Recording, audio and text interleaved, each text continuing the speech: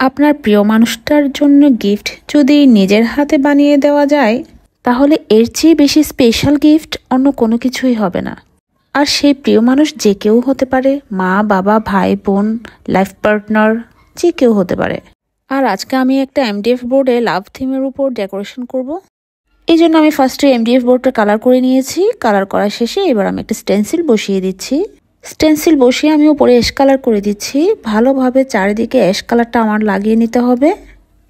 আর এই কালারটা অনেক কেয়ারফুলি লাগাতে হবে যাতে কোনো দিক দিয়ে খালি থেকে না যায়, তাহলে কিন্তু আপনার ডিজাইনটা ভালোভাবে বসবে না। এবার আমি স্টেন্সিলটা উঠিয়ে নিব। ওয়াও, স্টেন্সিলটা ওঠানোর পরে কেন জানি এত স্যাটিসফাইং একটা রেজাল্ট আসে। এবার সেম ওয়েতে আমার অপর পাশটাও করে নিতে হবে, কারণ আমি পুরো বোর্ডটাতেই সেম ডিজাইনটা করব। এখন আমি আগে হার্ট শেপ কেটে নিয়েছিলাম কাগজ দিয়ে, আর ওই কাগজটা বসিয়ে হার্ট শেপ এঁকে নিব দুইটা।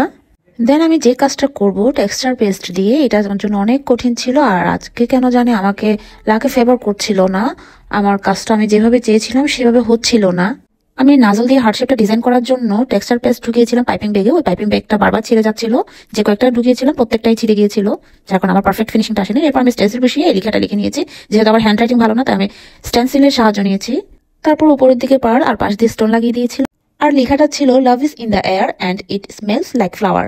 দেন আমি হার্টটাতে একটু শেড দিয়ে দিলাম পিঙ্ক কালারের, and this is the final look.